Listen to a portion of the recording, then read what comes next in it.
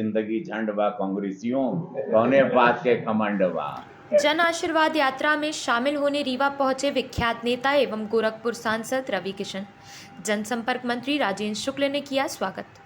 आज रीवा जिले में जन आशीर्वाद यात्रा निकाली जाएगी। यात्रा में शामिल होने के लिए अभिनेता और उत्तर प्रदेश के गोरखपुर के सांसद रवि किशन रीवा पहुंच चुके हैं, जहां रीवा के सर्किट हाउस में जनसंपर्क मंत्री राजेंद्र शुक्ल ने उनका स्वागत अभिनंदन किया। वहीं सर्किट हाउस में आयोजित पत्रकार वार्ता में गोरखपुर सांसद रवि किशन ने क्या कहा, आइए सुनते हैं। विश्व गुरु बनना है, कहीं हम लोग का हाथ या साथ नहीं छोड़िएगा। मैं यही निवेदन करने गोरखपुर से यहाँ आया हूँ, गुरु गोरक्षनाथ की धरती से पूज्य योगी महाराज जी का संदेश लेकर। राहुल गांधी जी का एक बयान आया है, उनका कहना है कि मोदी जी डरे हुए हैं, इसलिए टीम इंडिया मतलब इंडिया का नाम बताना चाहते हैं। देखिए, अभी वो कहीं विदेश में बैठ के गाली दे रहे हैं। उनका काम है भारत को बदनाम करना। कल वो कहीं यूरोप की कहीं की यात्रा पर है, ब्रसेल्स में गए। अब ब्रसेल्स में भी वो कितना गंदा गंदा बोल रहे हैं। ये लोगों ने अरे भारत की बातें हम भारत में लड़ें, आप विदेशों में जाके हमारी बुराई कर रहे हैं, विदेश में जाके अब तिरंगे की बुराई कर रहे हैं, विदेश में जाके भारत की नीतियों को बुराई कर रहे हैं। पूरा विश्व आज यहाँ पर आया है और आप विदेश में जाके हम लोगों की बुराई कर रहे हैं, जहाँ पे आज इनको यहाँ पर होना चाहिए था। एक इतनी बड़ी पार्टी के वो नेता हैं, वरिष्ठ नेता हैं, उनको G20 में सारे जितने गणमान्य हैं विदेशों से, पूरे वर्ल्ड से, पूरा वर्ल्ड आज उतरा है दिल्ली में। इस वक्त मैं आपसे बात कर रहा हूँ, पूरा वर्ल्ड वहां यशस्वी प्रधानमंत्री मोदी जी को सुन रहा है। आज हमारी इकोनॉमी के बड़े बड़ी डील होने वाली है। आज भारत विश्व गुरु के राह पर बहुत आगे जा रहा है। चंद्रयान के बाद, चंद्रमा पे उतरने के बाद पूरा विश्व हम लोगों को देख रहा है। सबसे बड़ा बायर, सबसे बड़ी इकोनॉमी, 7.8 की ग्रोथ, 5वीं अर्थव्यवस्था बन गई है। यशस्वी प्रधानमंत्री मोदी जी ने कहा 24 में हम लोग तीसरी अर्थव्यवस्था बनेंगे। ऐसे वक्त पर वो विदेश में जाके हम लोगों की बुराई कर रहे हैं। इसी से पता चलता है इन लोगों की ये जो कूटनीति, तुष्टीकरण की, अंग्रेजों की मानसिकता वाली राजनीति राहुल गांधी जी कर रहे हैं। देश उनको जवाब देगा 2024 में। आप देखिएगा लोकसभा के चुनाव में और यहाँ के विधानसभा के चुनाव में मध्य प्रदेश भी जवाब देगा। कल का घोसी का उपचुनाव हुआ था, आप वहाँ पे पीछे कैसे रह गए? देखिए, वहां पर वहां की रणनीति पे हम लोग बात करेंगे। वहां पर जो हिसाब से थी, क्या थी, हम लोग उस पर हमारा संगठन काम करेगा। हम लोग 4-7 जगह चुनाव, हम लोग 3 जगह जीते। उपचुनाव में माहौल क्या हो रहा है, पार्टी उस पर बैठ के जरूर काम करेगी। भारतीय जनता पार्टी लड़ती है वहां पर। अभी हम लोग ने 1 साल पहले तो पूरी सरकार बहुमत की बनाई। हम लोग 80 की 80 सीट लोकसभा में जीतेंगे।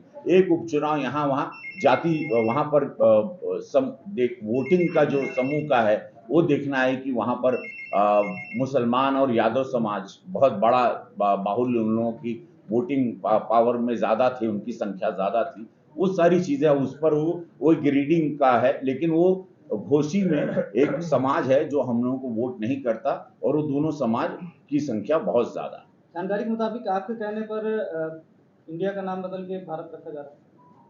जी, अभी हमको यशस्वी प्रधानमंत्री मोदी जी, हम लोग का हमारा बिल आया हुआ है, प्राइवेट बिल हमने 2019 में दिया था कि इंडिया का नाम बदल के भारत रखा जाएगा। जैसे मैं जीत के गया था तो मैंने ये बिल पेश किया था और मेरा बिल, मेरे नाम पर वो बिल है। लेकिन यशस्वी प्रधानमंत्री मोदी जी या भारत की सोच या भारतीय जनता पार्टी की सोच का पूरा देश स्वागत कर रहा है, पूरा विश्व स्वागत करेगा। हम लोग गुलामी की इस जंजीरों से बारी बारी, नया पार्लियामेंट हाउस बनने के बाद हम लोग बाहर हो रहे हैं। हम चाहेंगे कि अंग्रेजों के जो जो चिन्ह हम लोगों के माथे पे लगाए गए, जो खीले से ठोके गए, उसको हम लोग बारी बारी निकालें और ये देश सोने की चिड़िया बने।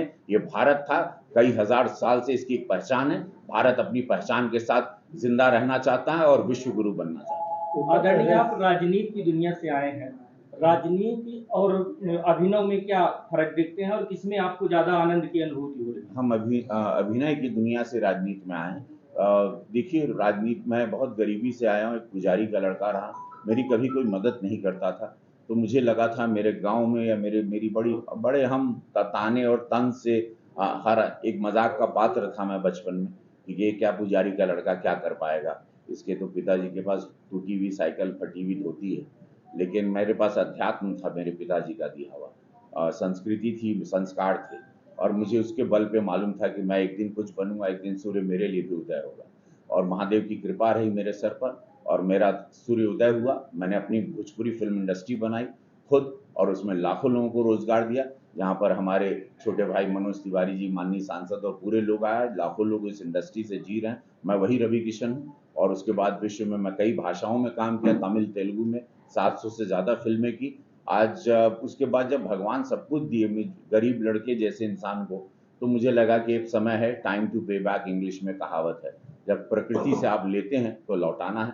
और भारतीय जनता पार्टी ने जब यशस्वी प्रधानमंत्री मोदी जी ने शौचालय बनाया, प्रधानमंत्री आवास दिया, मेरे गांव में सड़कें आई, बिजली आया, पानी आया, व्यवस्था हुई, हमारी बहन बेटियां भी घूमने लगी आज़ादी से, डर भय निकल गया, दबंगों का खात्मा होने लगा, माफियाओं का खात्मा होने लगा, बुलडोजर चलने लगा।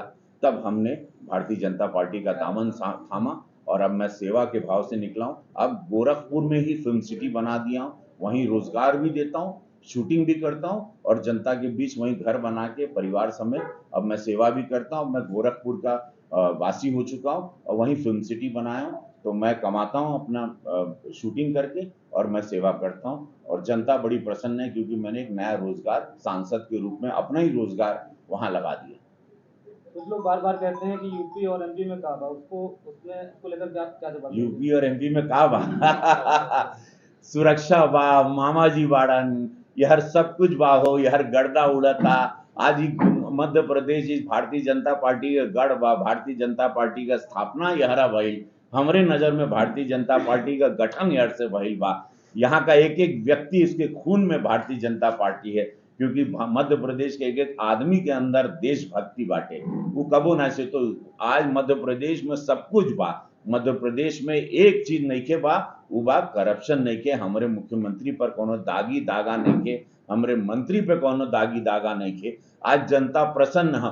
और जैसे हमारे माननीय सांसद गणेश भैया ने कहा कि आज महिलाओं में जो उत्साह दिख रहा है, हमारी लाडली बहनों में जो उत्साह दिख रहा है, ये कभी मध्य प्रदेश पहले नहीं दिख ले रहा है। हमारे कुल भोजपुरिया समाज जो भोजपुरी गीत एजा सुनाला, आज सब लोगन के हम प्रणाम करब। मध्य प्रदेश में इतना भोजपुरी पॉपुलर हुई, हमके ना मालूम रहे। हम तभी हम कहिला कि जिंदगी झंड बा, कांग्रेसियों कौने बात के खमंड बा।